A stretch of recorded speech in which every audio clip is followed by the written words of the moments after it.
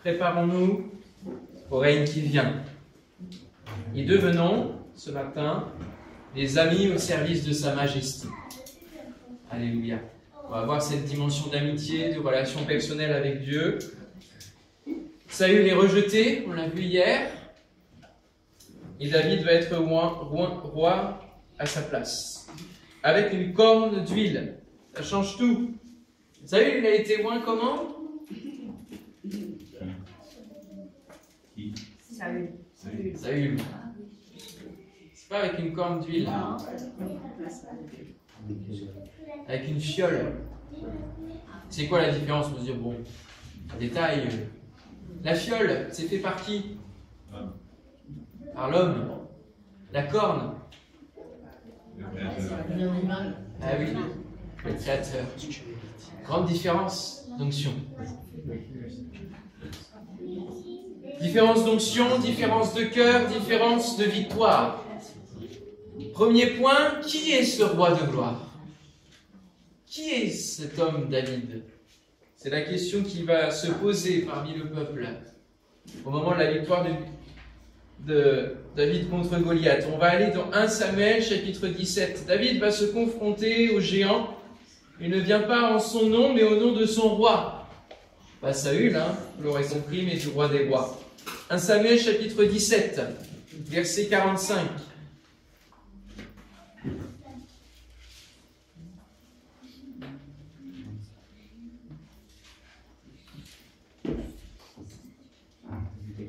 David dit aux Philistins, tu marches contre moi avec l'épée, la lance et le javelot, et moi je marche contre toi au nom de l'Éternel des armées, du Dieu de l'armée d'Israël que tu as insulté. Aujourd'hui l'Éternel te livrera entre mes mains. Je t'abattrai et je te couperai la tête. Aujourd'hui je donnerai les cadavres du camp des Philistins aux oiseaux du ciel et aux animaux de la terre. Et toute la terre saura qu'Israël a un Dieu. Et toute cette multitude saura que ce n'est ni par l'épée ni par la lance que l'Éternel sauve, car la victoire appartient à l'Éternel et il vous livre entre nos mains. Alléluia. Et donc, quand on lit la suite de l'histoire, Goliath était tellement grand qu'il n'a pas pu le louper. Et il lui a coupé la tête. Et ce qui est intéressant, c'est qu'il va amener cette tête-là jusqu'à Jérusalem. Parce que David marche, vous savez, dans le futur, et sait déjà que Jérusalem doit être un lieu important qui va devenir la cité de David, mais qui a vraiment une dimension messianique, prophétique, très grande. Au verset 55, lorsque Saül avait vu David marcher à la rencontre du Philistin, il avait dit à Abner, chef de l'armée, « De qui ce jeune homme est-il fils, Abner ?»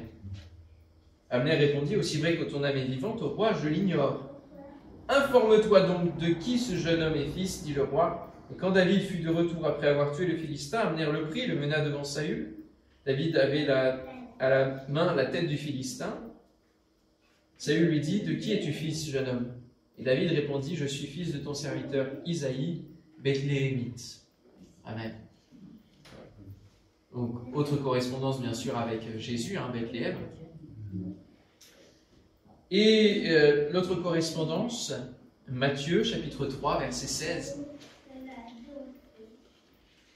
Dès que Jésus eut été baptisé, il sortit de l'eau, et voici les cieux s'ouvrirent, et il vit l'Esprit de Dieu descendre comme une colombe et venir sur lui.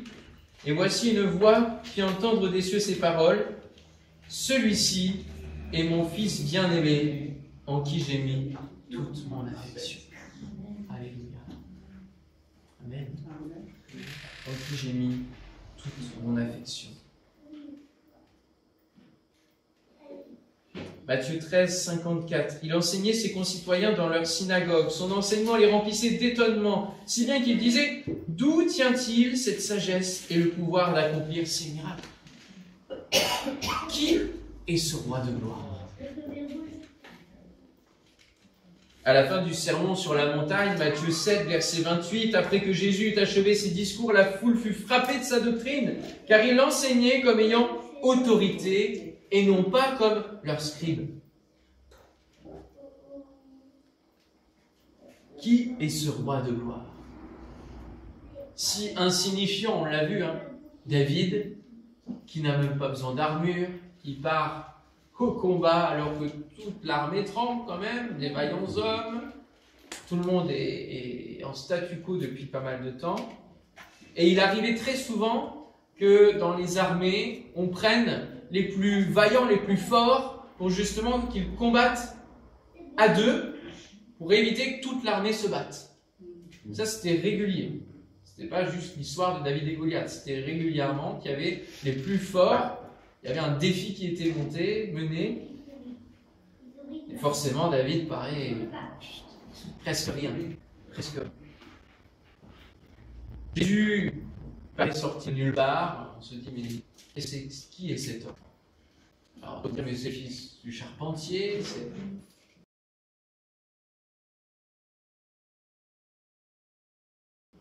De quel droit, par quel pouvoir peut-il faire cela? À 12 ans, comment se fait-il qu'il ait autant de sagesse pour enseigner aussi et être là à répondre aux auteurs de la loi? Alors on va lire le psaume 24 qui nous pose cette question, qui est le roi de gloire? Et bien sûr c'est un psaume de David. Et oui, on reste dans le thème. Psaume 24. À l'Éternel la terre et ce qu'elle renferme, le monde et ceux qui l'habitent, car il l'a fondé sur les mers et affermi sur les fleuves. Qui pourra monter à la montagne de l'Éternel? Qui s'élèvera jusqu'à son saint lieu? Celui qui a les mains innocentes et le cœur pur. Celui qui ne livre pas son âme au mensonge et qui ne jure pas pour tromper. Il obtiendra la bénédiction de l'Éternel, la miséricorde du Dieu de son salut. Voilà le partage de la génération qui l'invoque, de ceux qui cherchent ta face, de Jacob. Portes, élevez vos linteaux, élevez-vous, portes éternelles, que le roi de gloire fasse son entrée. Qui est ce roi de gloire? L'Éternel fort et puissant, l'Éternel puissant dans les combats. Portes, élevez vos linteaux, élevez-les, portes éternelles, que le roi de gloire fasse son entrée. Qui donc est ce roi de gloire? L'Éternel des armées, voilà le roi de gloire. Alléluia. Jésus va revenir une fois qu'il a vaincu à la croix et qu'il est ressuscité. Il va revenir en gloire dans le ciel. Alléluia, il va siéger à la droite du trône et puis ensuite sur le trône, bientôt. Le roi de gloire. Il avait quitté sa gloire.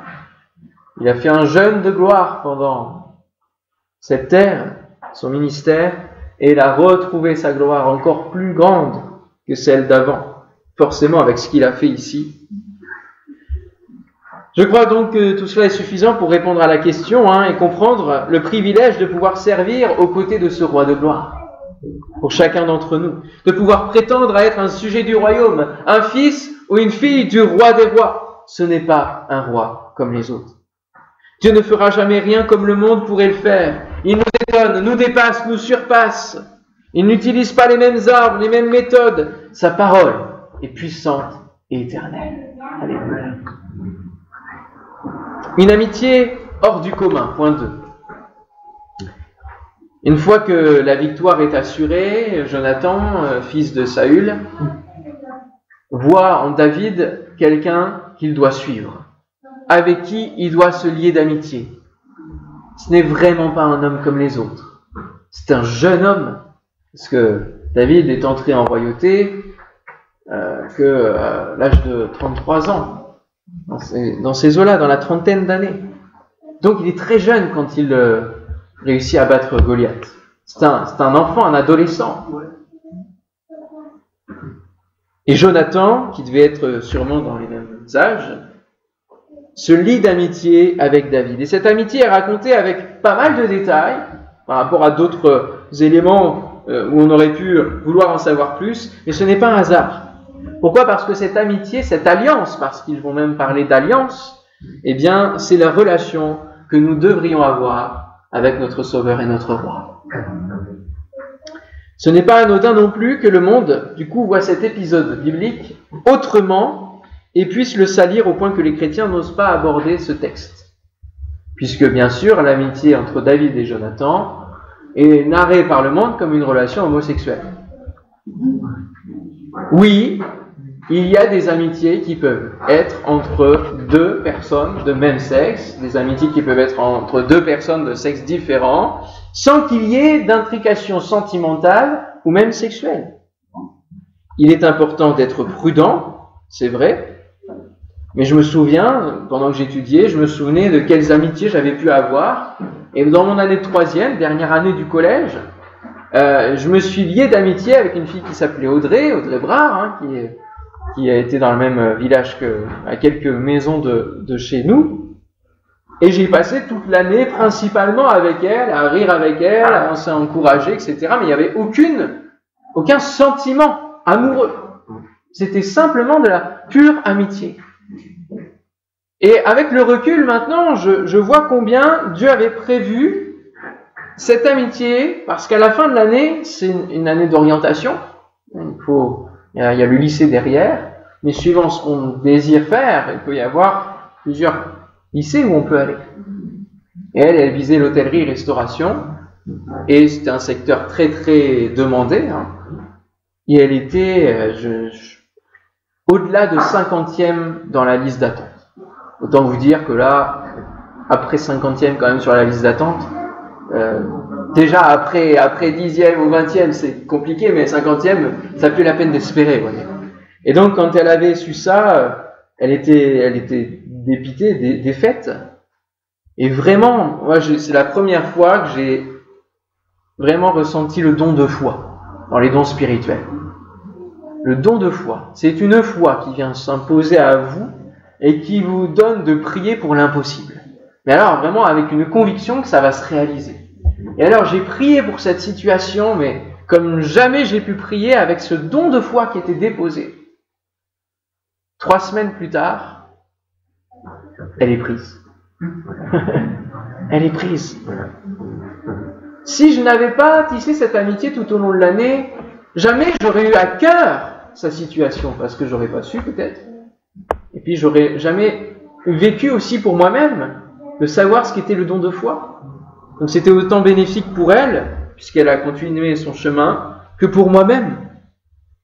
Dieu nous permet d'avoir des amitiés qui nous permettent aussi de grandir, de maturer en lui, dans notre relation avec lui.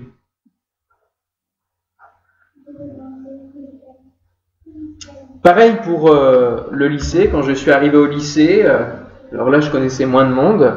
Il n'y avait que quelques-uns du collège qui étaient arrivés au lycée. On devait être 3 ou 4 parce que c'était pas le lycée de secteur. J'avais pris une option, j'étais parti dans un autre lycée.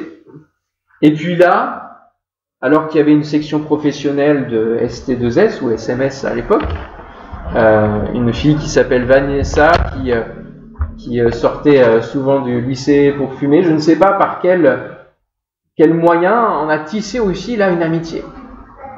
Une fille qui avait des galères, qui était beaucoup plus avancée que moi dans la connaissance de la vie et dans la connaissance de la sexualité aussi, qui avait déjà un petit copain, etc. Et qui, pendant les 2 années où j'ai tissé cette amitié, première et terminale, je l'ai accompagnée quand elle faisait ses stages, etc. Alors que moi, je ne sais pas trop sortir du lycée, mais il y avait cette amitié, je ne sais pas pourquoi. Mais à un moment donné, où se faisait le choix de devoir avorter ou non, ben j'étais là. Et c'était à moi qu'elle demandait conseil. Amen. Quand il y avait son anniversaire, c'était l'occasion de lui offrir un Nouveau Testament. L'occasion de prier pour elle. Et je la tiens encore dans mes prières, et elle a eu contact de nouveau il y a quelques années avec le pasteur de la localité où elle vivait, parce que Dieu veille sur la semence. Et quand on continue de prier régulièrement, Dieu veille. Il n'y avait rien qui devait nous rapprocher en termes d'amitié. Mais Dieu, lui, sait.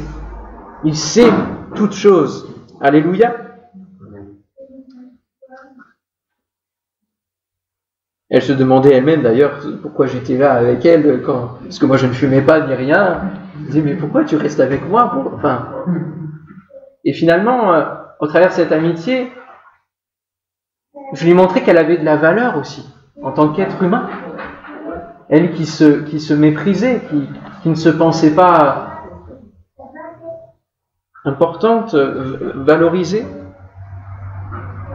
Et puis aussi dans le ministère, lorsque je m'occupais de la jeunesse, José est arrivé, et José est un véritable ami, d'une fidélité que je n'ai jamais vue.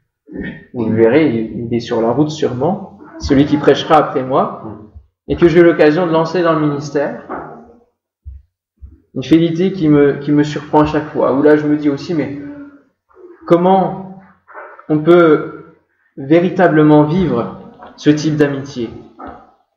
Proverbe 18, 24. Celui qui a beaucoup de compagnons les a pour son malheur. Mais un véritable ami est plus attaché qu'un frère.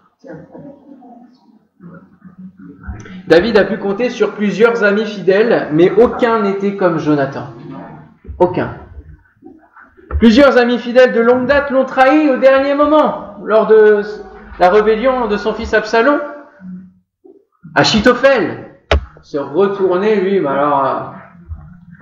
horriblement.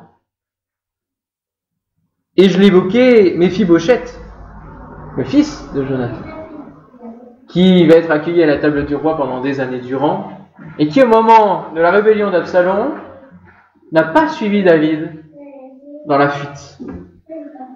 C'est juste son serviteur de Méphibosheth qui va le suivre. Et alors David va dire à son serviteur, mais où est ton maître? Et son maître lui a dit, mais écoute, il n'a pas voulu te suivre, parce qu'il s'est dit, et si Absalom permettait qu'il y ait la famille de Saül qui soit de nouveau remise en selle? Alors David va redonner les biens qu'il avait donnés à Méphibosheth, à son serviteur, et puis Méphibosheth va venir, quand David va revenir justement dans la ville de Jérusalem, il va venir à sa rencontre pour demander pardon en disant « mais je suis boiteux, etc. » Il va se trouver des excuses, et David va dire « bon, vous vous débrouillez entre ton serviteur et toi pour les terres, mais l'amitié était finie. » Enfin, il n'y avait pas possibilité d'aller plus loin dans l'amitié. Plusieurs vont tourner le dos à David, mais Jonathan, lui, est là. Celui qui aime la pureté du cœur et qui a la grâce sur les lèvres a le roi pour ami. Proverbe 22, 11. Et puis, 1 Samuel 18, versets 3 et 4, Jonathan fit alliance avec David parce qu'il l'aimait comme son âme. Il ôta le manteau qu'il portait pour le donner à David, et il lui donna ses vêtements, même son épée, son arc et sa ceinture. Et cet acte-là nous parle de notre relation avec Jésus, où nous devons tout lui donner.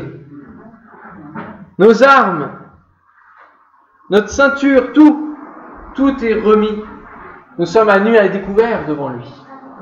Et tout lui est remis. Nos prétentions possibles dans ce monde lui sont remises. Jonathan était le fils du roi, il pouvait prétendre à la royauté. Mais il fait le choix de dire « je vais suivre David, c'est lui le futur roi. » Et donc je lui donne mes possibles autorités futures.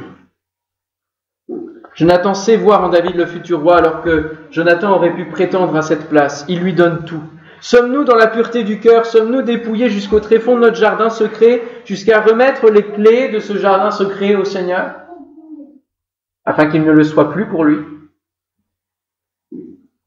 Est-ce que toutes les parties de notre vie sont gérées par le trône de Christ?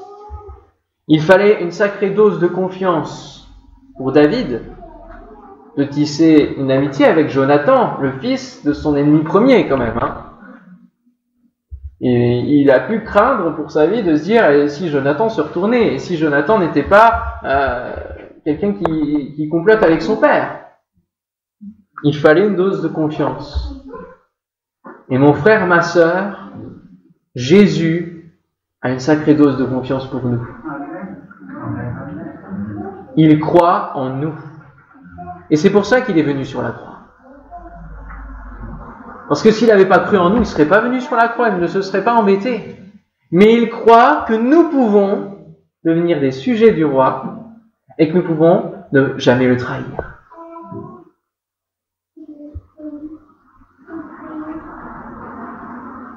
Avons-nous sur cette terre un vis-à-vis qui connaisse tout de nous? C'est Dieu qui le choisit pour nous, c'est souvent mieux comme cela, mais notre épouse, votre époux, peut être ce vis-à-vis, qui connaît tout de vous. Et c'est important d'ailleurs dans un couple qu'il y ait cette transparence du cœur, qu'il n'y ait pas trop de choses cachées l'un envers l'autre. Cet ami à qui l'on peut être redevable lors de nos combats, qui peut nous encourager, se montrer un frère lors de difficultés. Jésus est le premier confident, mais il est aussi capable de mettre sur notre chemin des frères, des sœurs, des amis sur lesquels nous allons pouvoir nous appuyer lorsque l'une de nos failles est trop difficile à combattre, les failles dont je parlais hier.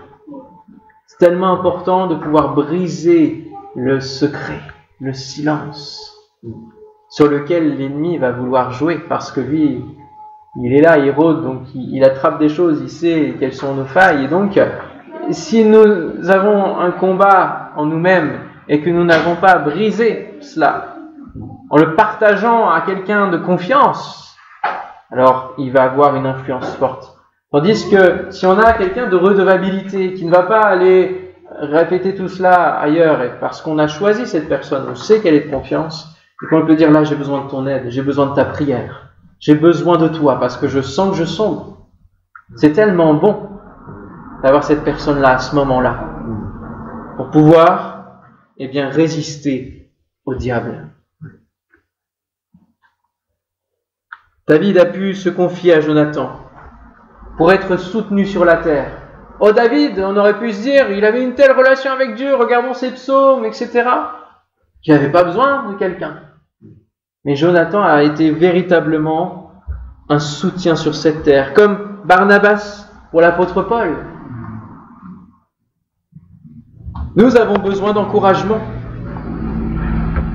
Et nous avons besoin d'une relation, quelles que soient les circonstances. Cette amitié avec Jonathan ne sera que de courte durée, parce que Saül veut tuer David, tout simplement, et Jonathan va être un des moyens de salut pour David. 1 Samuel chapitre 20 verset 4, Jonathan dit à David, je ferai pour toi ce que tu voudras. Là aussi, quelle phrase! Sommes-nous capables de dire cela au Seigneur? Je ferai pour toi ce que tu voudras. Même si c'est difficile. Oui, même si c'est difficile. 1 Samuel 20, 41. Après le départ du garçon, David se leva du côté du midi, puis se jeta le visage contre terre et se prosterna 3 fois. Les deux amis s'embrassèrent et pleurèrent ensemble. David surtout fondit en larmes. Et l'apôtre Jacques de nous dire, il est bon ensemble se réjouir quand il y a l'occasion de se réjouir, et aussi de pleurer ensemble, de se soutenir dans chaque moment, quelles que soient les circonstances. C'est ce point 3. Une relation, quelles que soient les circonstances. Et alors que le temps passe et que la fuite de David doit continuer, 1 Samuel 23, verset 14, on peut y aller ensemble. 1 Samuel 23, verset 14.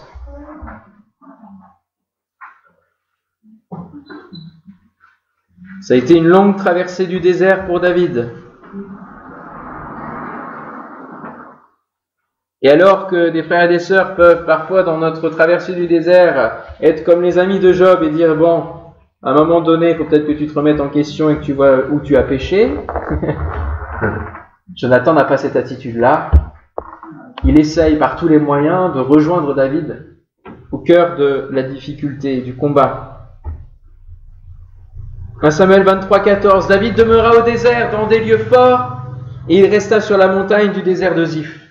Saül le cherchait toujours, mais Dieu ne le livra pas entre ses mains. David, voyant Saül en marche pour attenter à sa vie, se tint au désert de Ziph dans la forêt. Ce fut alors que Jonathan, fils de Saül, se leva et alla vers David dans la forêt. Il fortifia sa confiance en Dieu et lui dit « Ne crains rien, car la main de Saül mon père ne t'atteindra pas. Tu régneras sur Israël, et moi je serai au second rang près de toi. Saül, mon père, le sait bien aussi. » Ils firent tous deux alliance devant l'Éternel, et David resta dans la forêt, et Jonathan s'en alla chez lui. Amen. Jonathan fortifia sa confiance en Dieu. Combien c'est bon d'avoir des visites qui nous fortifient plutôt que des visites qui nous démolissent. Où on voit nos ennemis passer les uns après les autres, se rire de nous. Et au milieu, une amitié qui vient nous dire « Tiens bon, prends courage ». On conseille aujourd'hui à tous les pasteurs d'avoir une personne de redevabilité, un vis-à-vis. Parce que dans le ministère, il y a beaucoup de temps de désert, de solitude, de choses à garder pour soi, parce que même légalement, il ne faut pas les confier. Cela fortifie d'avoir quelqu'un qui vient nous visiter, nous fortifier, que nous puissions honorer nos anciens qui ne peuvent plus venir à l'église, les visiter, en faire notre priorité, tous ceux qui sont bloqués. Alors on peut se dire, oui, mais bon, ils peuvent suivre le culte sur Internet maintenant, mais ça ne vaut pas une visite d'un frère, d'une sœur, la chaleur. Ce qui brise les jougs, c'est vraiment cette alliance avec Christ et son esprit en nous. La prière et la louange sont le terreau de préparation du cœur de David. Les psaumes en témoignent. Il a appris à connaître Dieu, il s'est approché, et Dieu s'est approché à son tour. Et il dira dans le psaume 109, verset 4, « Tandis que je les aime, ils sont mes adversaires. Mais moi, je recours à la prière.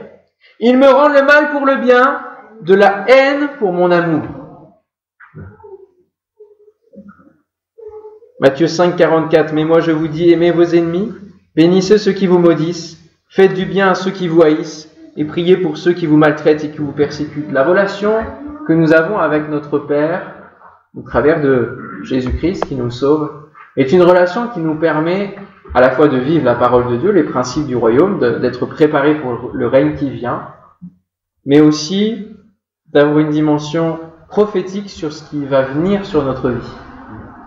Non pas seulement de l'actualité, de l'eschatologie, de l'Apocalypse qui s'accomplit et qui nous laisse que quelques années encore avant le retour du Seigneur,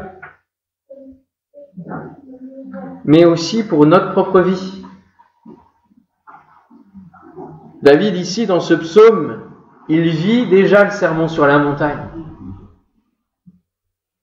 Plusieurs centaines d'années avant. Il est déjà dans le cœur de Dieu. C'est incroyable.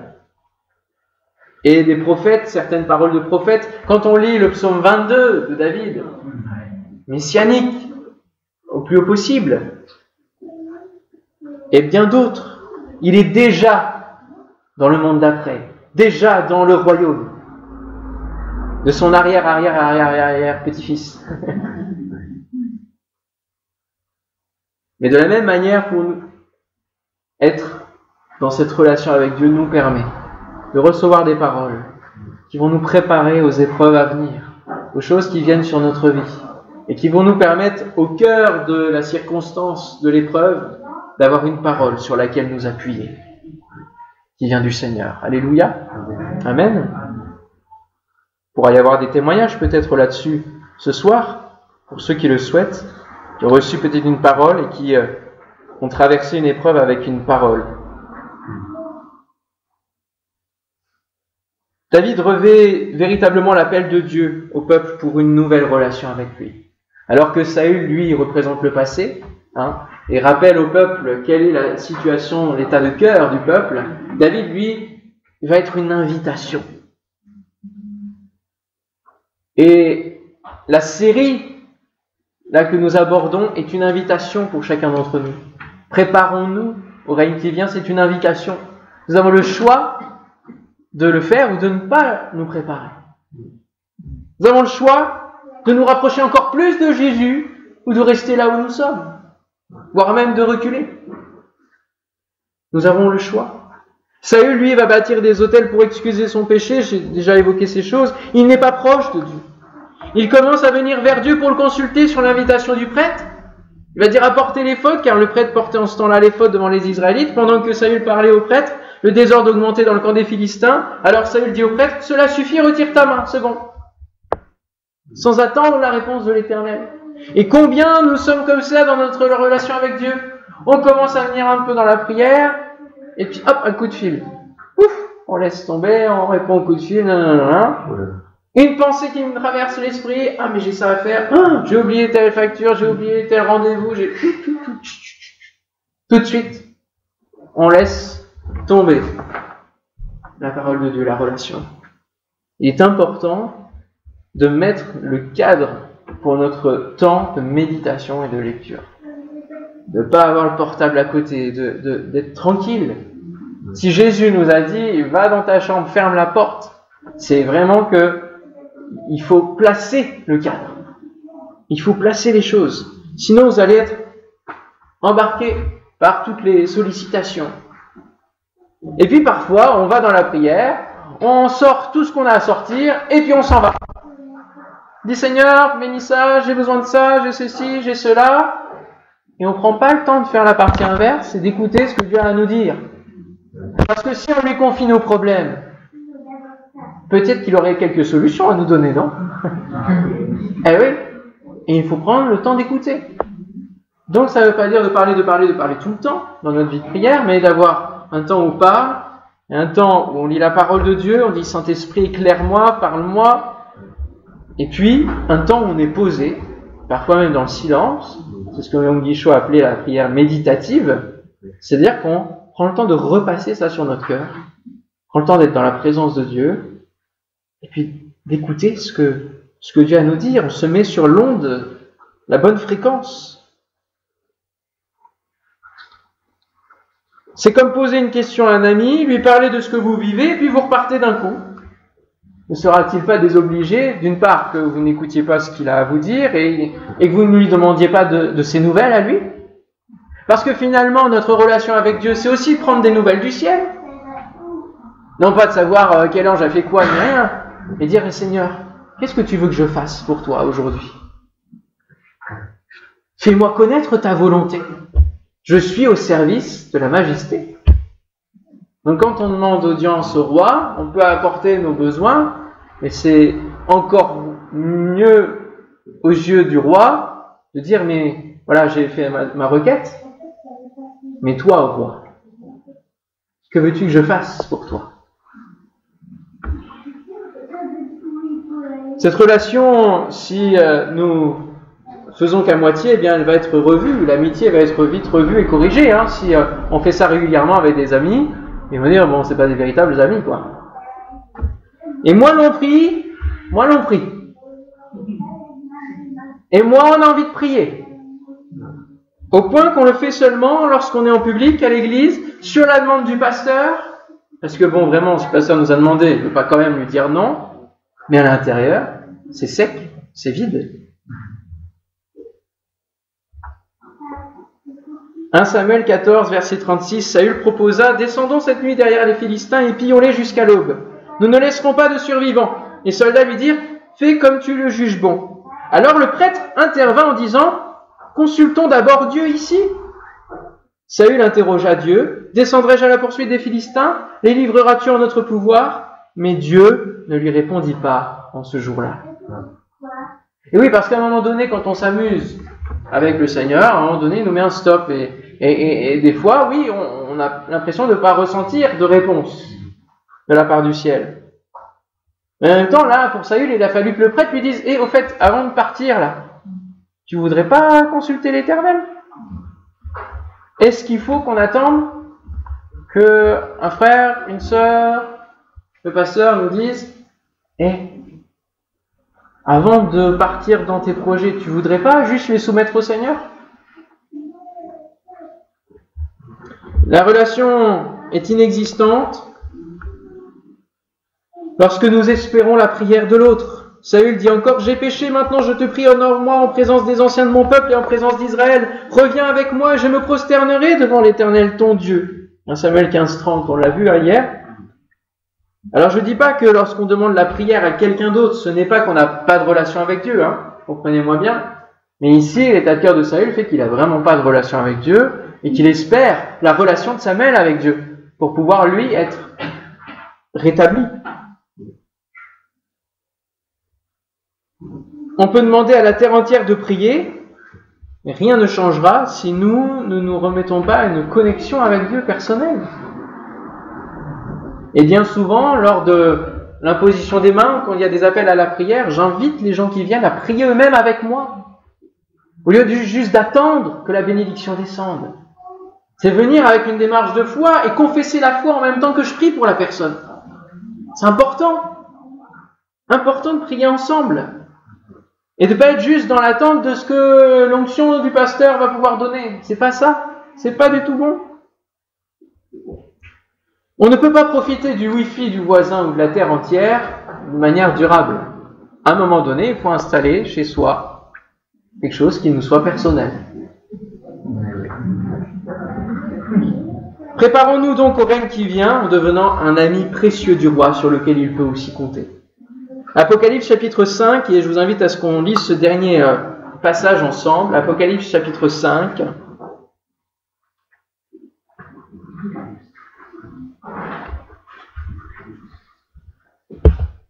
Où il nous est posé cette question, mais qui peut ouvrir? Qui peut ouvrir les sceaux? Qui peut ouvrir le livre?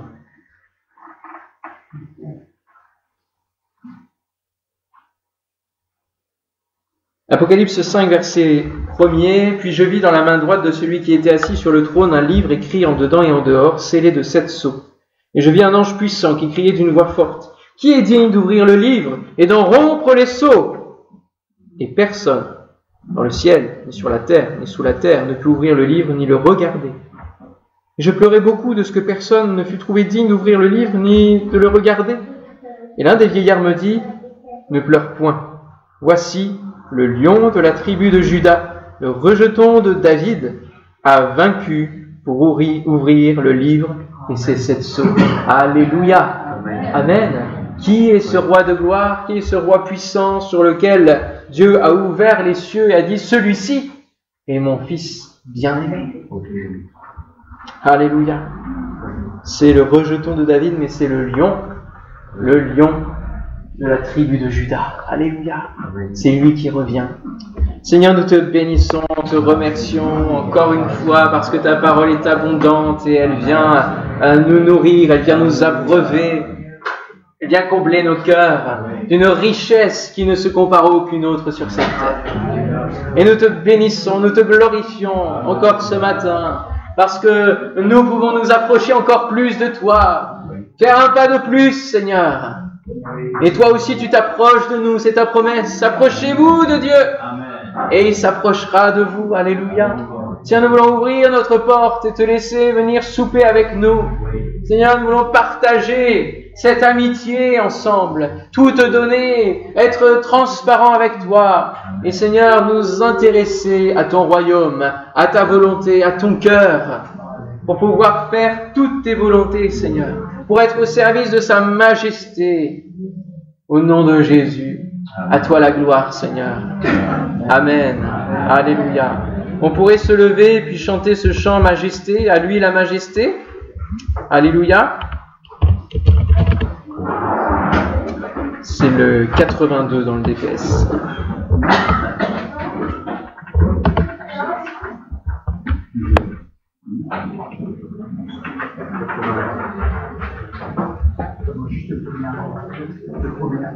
Oui.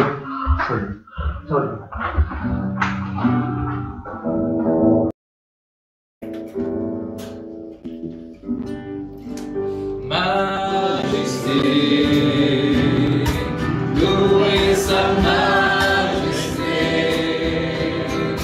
à Jésus soit honneur, louange et gloire. Majesté, suprême autorité, amour et paix pour le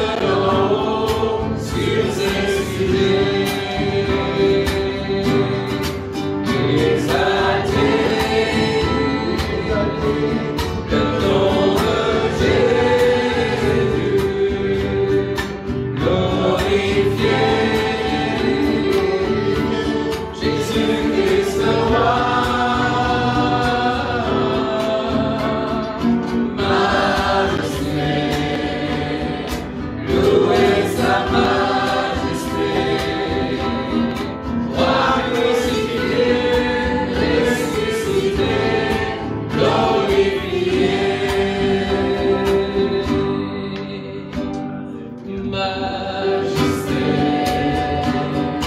Louez sa majesté. À Jésus soit louange, honneur et gloire. Majesté, suprême autorité, du haut des cieux, son règne vient sur tous les siens. Exaltant et célébrant le nom de Jésus, glorifions et proclamons Jésus-Christ le roi. Majesté, à lui la majesté, dans notre cœur, Christ le Sauveur, régnant Seigneur. Dans notre cœur, Christ le Sauveur, régnant Seigneur. À toi la gloire. Apportons encore quelques paroles de louange, de reconnaissance pour qui il est. N'apportons pas de sujet de prière, mais élevons nos cœurs vers le Seigneur, vers la majesté, en disant oui Seigneur, tu es digne de recevoir nos louanges, nos adorations. Au siècle des siècles, tout te revient, Seigneur. La moindre fierté que nous pourrions avoir pour nous-mêmes, Seigneur, nous voulons te la donner, te l'offrir, Seigneur. Nous voulons te rendre tous nos hommages, Seigneur. Alléluia. Toi qui es mort et qui es ressuscité. Oui, Seigneur, viens briller dans nos cœurs. Alléluia. Tu as toute la place.